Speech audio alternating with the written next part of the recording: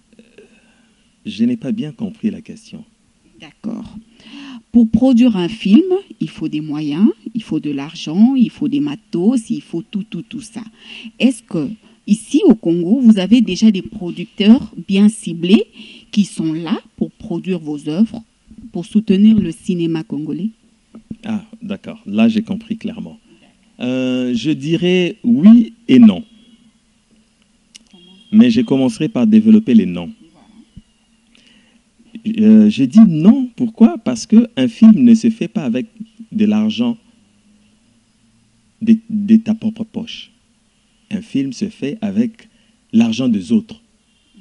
Ces autres-là, ce sont des personnes qui ont compris le sens business du cinéma. Parce que le cinéma, c'est du business. Il se dit, si j'investis avec 1 million de dollars, je vais gagner 10 millions. J'investis avec 100 000, je gagne 1 million.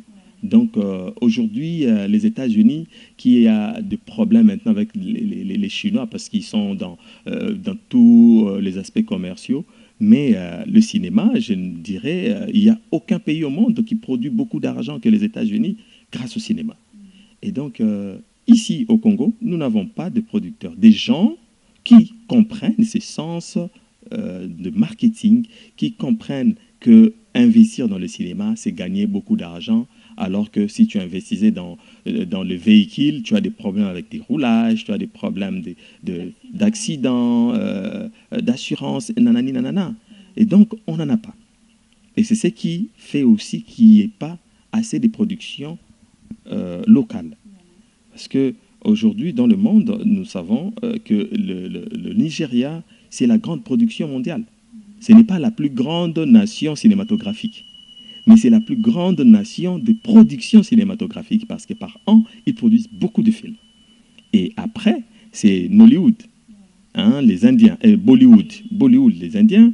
Et en troisième position, c'est les États-Unis, Hollywood. Nous, je ne sais même pas où est-ce que nous allons nous catégoriser parce que dans une année, nous ne sommes pas en mesure de produire 5 longs métrages. 5, j'ai dit seulement 5. Nous ne sommes pas en mesure de le faire parce que nous n'avons pas des gens qui produisent, qui veulent produire.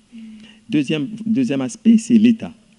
L'État est un peu démissionnaire vis-à-vis de cet art qui est un art qui devrait être lié même au ministère du Tourisme.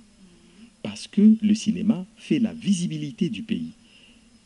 Quand vous regardez beaucoup de films étrangers, disons des étrangers qui sont tournés ici, on n'exploite que les côtés négatifs du Congo. Parce que c'est ce que l'étranger veut vendre chez lui. Il dit le Congo c'est un pays pourri, le Congo c'est des saletés, des déchets, tout ça. Alors c'est ça que je voudrais aller montrer à mon peuple pour que nous puissions encore continuer à mater sur ces nations-là, à se dire que bon, ce sont des petits pays, et voilà, même les gens qui sont là, ils sont petits. Okay? Alors maintenant, si un Congolais lui-même, si l'État congolais investissait de l'argent pour que le Congolais puisse faire la bonne visibilité de notre nation via le cinéma, on gagne tout. Et on aura à avoir des étrangers qui vont venir rien que pour visiter ce Congo-là que nous, cinéastes, nous allons mettre devant le miroir d'une manière positive. Ok? Donc, c'est ça. Il n'y a pas de mécènes, il n'y a pas de producteurs, il n'y a pas l'effort de l'État pour accompagner ces cinéastes. Alors, là où je dis oui, c'est que nous avons développé un système que nous appelons l'Isungi Production. L'Isungi Production, il y a beaucoup d'amis qui veulent que d'ailleurs ça puisse s'arrêter. J'ai dit oui, ça va s'arrêter quand nous allons grandir. Mais pour l'instant, on doit s'entraider. L'Isungi qui veut dire entraide. Se mettre ensemble pour un but commun, un but commun. Et donc, qu'est-ce que nous faisons? Voilà, quand je dis oui, il y a des producteurs, c'est parce que moi, par exemple, je suis producteur. Je vais produire, ou je suis en train de produire, coproduire même, 2 films. Un long métrage d'une très bonne et très inspirée Francine Mouika, une jeune réalisatrice.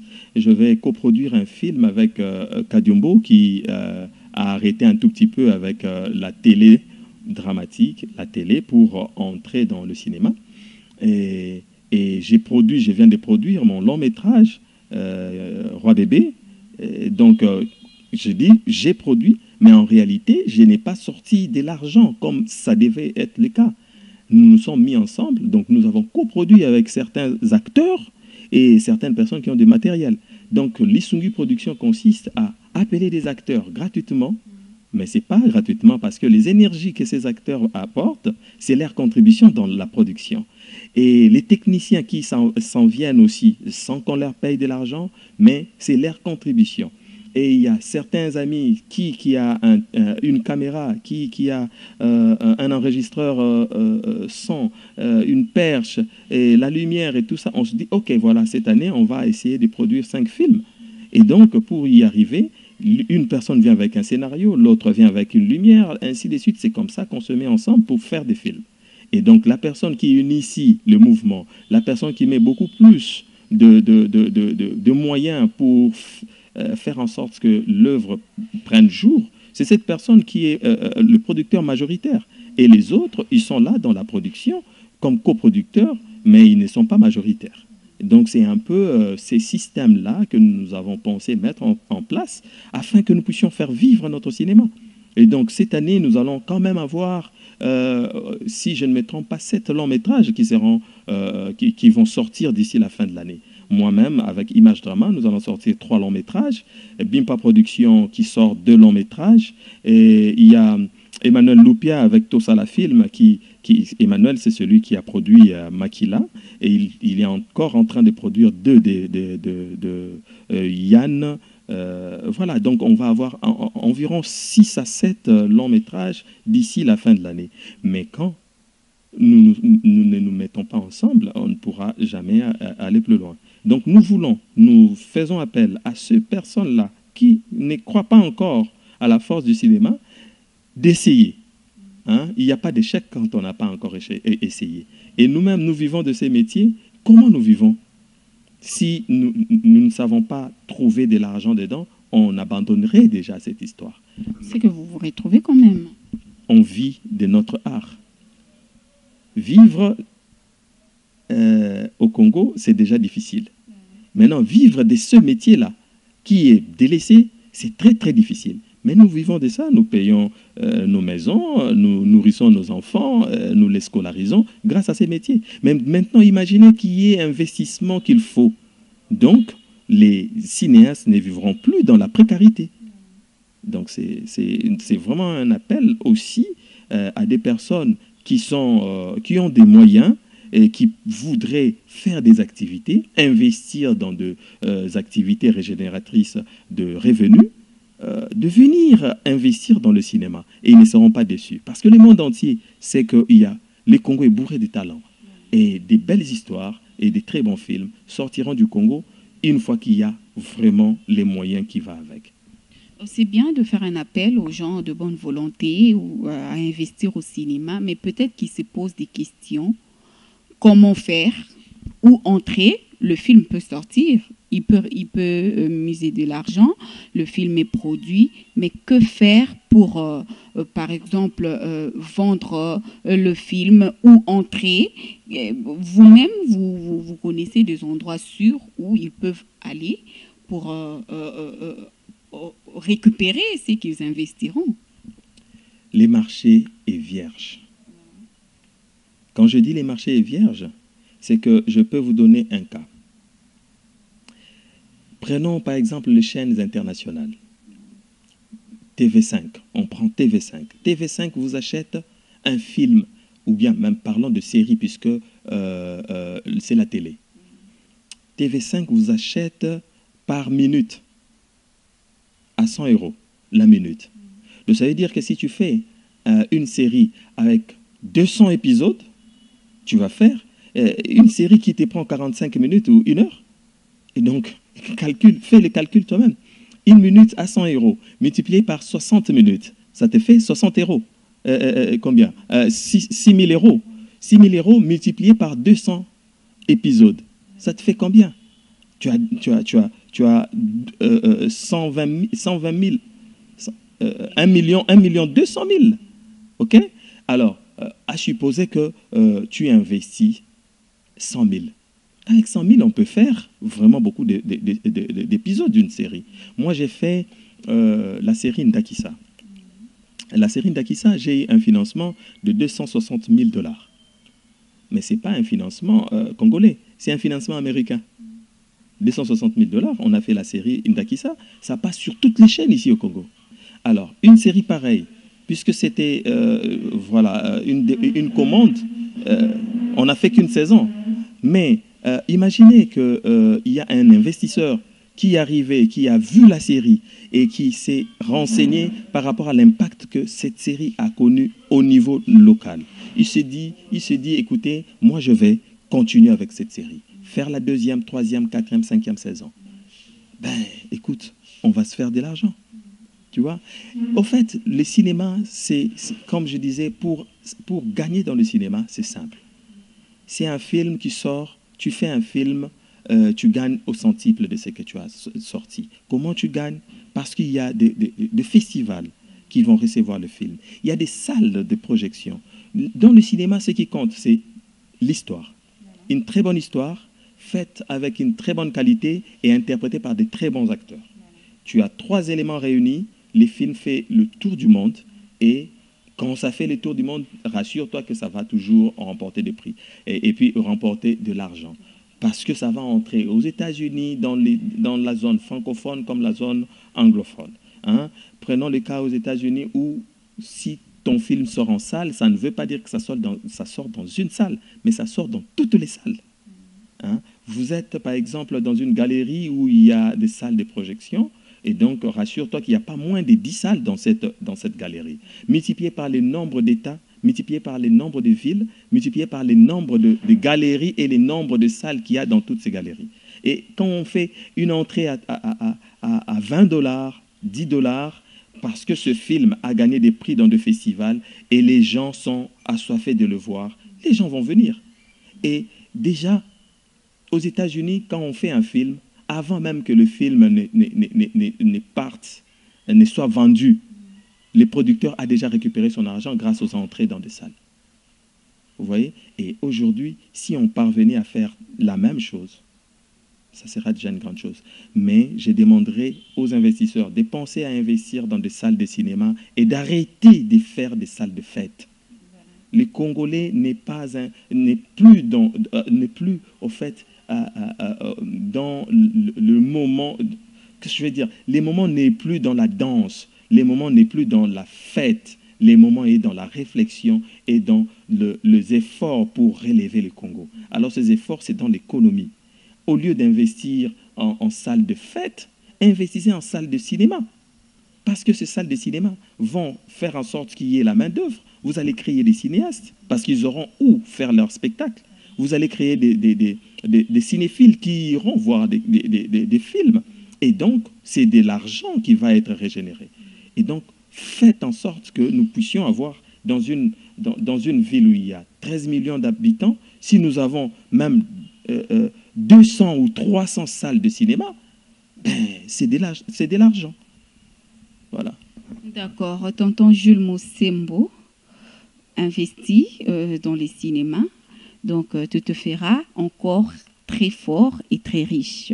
Nous tendons lentement, mais sûrement vers la fin de notre émission. Parlez-nous un tout petit peu de Cessico. Alors, Cessico, comme vous m'avez bien suivi, vous savez que j'ai parlé de... oui, il y a des producteurs, mais qui évoluent dans l'aspect Lisungi Production. Alors, nous nous sommes dit qu'il fallait formaliser ou institutionnaliser la Lisungi Production. Hein? Parce que c'était du genre, mon ami, je veux faire quelque chose, tu peux venir m'aider et tout ça. Alors on se dit, puisque nous n'avons pas d'argent, puisque nous n'avons pas d'investisseurs, alors on se met maintenant dans une corporation, ensemble. Dans cette corporation, on saura qui sait faire quoi. Donc c'est une corporation qui réunit les maisons de production et les cinéastes indépendants. Pour quel objectif? Produire des films. Faire en sorte que nous puissions devenir une nation productive du cinéma. Et donc, on se dit, si tu veux aller plus loin, plus vite, tu vas aller seul. Mais si tu veux aller plus loin, tu pars avec les autres. Hein, tu te fais accompagner. Et donc, c'est un peu ça. On se dit, on va se mettre ensemble et puis travailler pour rehausser un tout petit peu ce cinéma-là. Parce que nous allons nous allons regrouper les compétences. On sait que non, nous avons telle structure qui est forte en réalisation, telle structure, telle personne qui est forte en prise de vue, et chaque fois qu'il y a des sujets, des projets, des scénarios qui tiennent la route, on les analyse et ensemble on les produit. Avec ou sans argent, on va produire des films grâce à cette plateforme qui va faire revivre cet art cinématographique. D'accord. Je vous laisse suivre quelques-unes de ces œuvres qu'il a déjà eu à réaliser et on se retrouve tout juste après.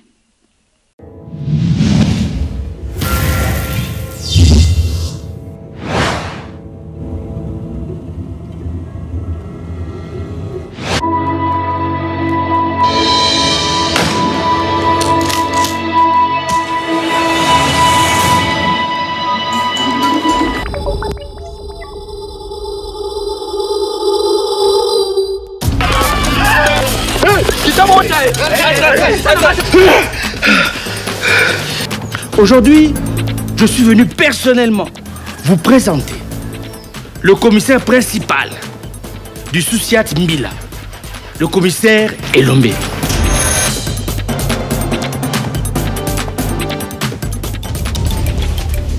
Repos. Mon commandant, Oui. on vient de lui signaler un cas de vol par effraction.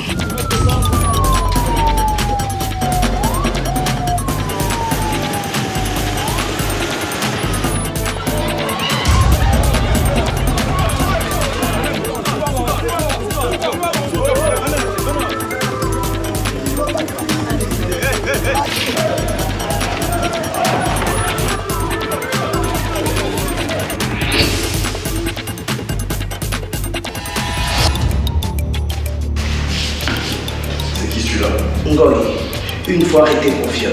Il est où maintenant? En prison. C'est lui? Gomez, 4 fois arrêté pour causer blessure. Tu vois? Quoi? Mais c'est les boss. On l'a libéré. Tu l'as libéré sur base de quoi? Mon principal, ce n'est pas moi. Moi, j'ai reçu un ordre. Mais ça fait que yo dit mais biso na société wa mais azate tu.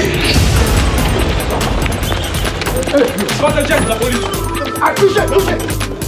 Mon principal n'a pas moi Nzambe. Ngalanga na te. Moi no atekilimba. Dans chaque situation, il y a un choix à faire. Même quand on pense qu'il n'y a pas de choix ou qu'il n'y a aucun choix, c'est un choix qu'on fait.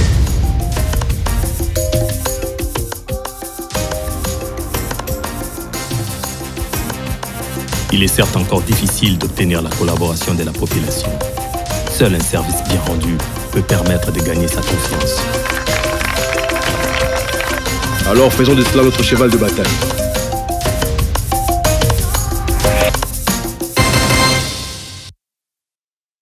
D'accord, très chers internautes, vous avez suivi en long et en large la qualité du travail de Patrick Ken Kalala, samouraï pour ses intimes. Nous sommes pratiquement arrivés à la fin. Patrick, parle-nous un peu de Image Drama. Image Drama, c'est une société, ce n'est pas une SBL, c'est une société cinématographique avec tous les documents qu'il faut. Donc, nous payons nos impôts, nous avons l'INSS, nous sommes affiliés à l'INPP. Et donc, voilà, on existe au Congo depuis 2008. Alors, nous donnons des formations qui ne sont pas gratuites, mais presque gratuites. Donc, c'est vraiment à des montants dérisoires, juste pour permettre à ce que les enseignants puissent avoir un peu de transport, le carburant pour leur véhicule. Ce n'est pas très cher. On fait payer $50 le mois pour des jeunes qui veulent apprendre le cinéma. Et donc, en même temps, nous avons les aspects événementiels. Quand je parle événementiel, nous avons un festival qui est déjà exécuté, qui continue à s'exécuter, et un autre festival qui est en projet.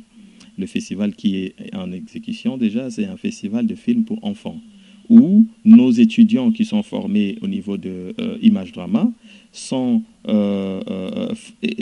s'exercent en faisant leur stage dans des écoles où ils vont pour réaliser des petits films avec des enfants. Et ces films sont mis en compétition et c'est ce qu'on appelle Festival Jeunes avec Cinéma. Et donc, au-delà de ça, nous avons un espace où nous faisons des projections cinéma au sein de nos bureaux. Et pour le moment, nous sommes l'une des structures locales qui héberge aussi les festivals du film européen lancés par l'Union européenne et portés par l'Institut français de Kinshasa. Et donc, nous sommes en pleine projection. Aujourd'hui, jeudi, nous allons projeter un film qui s'appelle Fly... j'ai oublié le titre, mais bon, c'est un film allemand. Et demain aussi, ça sera un film allemand-congolais, puisque c'est fait avec des Congolais aussi. C'est chaque jeudi, vendredi, de 18h30 à 20h30. Et donc, demain, nous allons aussi projeter un film. Et la semaine prochaine, qui sera la dernière semaine de projection, nous allons avoir 2 jours de projection qui seront le mardi et le mercredi. Voilà. Et donc, nous sommes là. Si vous voulez nous contacter pour des formations, si vous voulez avoir des informations ou si vous pensez venir vous associer à nous pour que nous puissions rendre encore plus grand le cinéma, notre email c'est imagedrama@gmail.com. imagedrama en un mot @gmail.com, ou vous m'écrivez directement sur Patrick Kalala, donc Patrick qui se termine avec C et puis Kalala, Patrick Kalala 2005 @gmail.com. Ou carrément, vous pouvez aussi nous contacter par téléphone au numéro 081 025 13 44. Vous pouvez aussi voir sur YouTube, nous avons notre chaîne, vous tapez mon nom, Patrick Ken Kalala, vous allez voir, vous allez découvrir beaucoup de nos films qui sont déjà en ligne, du monde, des films qu'on a laissés libres de vue. Et nous avons une page Facebook, Image Drama, et puis vous pouvez aussi fouiner sur mon journal Facebook, Patrick Ken Kalala. Voilà. D'accord, tout le plaisir est pour moi. Vous avez répondu à mon invitation. Très chers internautes, nous sommes arrivés à la fin de ce numéro d'aujourd'hui. J'avais reçu pour vous, messieurs Patrick Ken Kalala, samouraï pour les intimes. Il est qui? En tout cas, vous l'avez déjà compris tout au long de l'émission. Il vous a décortiqué ce qu'il est et ce qu'il fait. Donc, quant à moi, je vous retrouve très prochainement pour une autre surprise. Bye bye.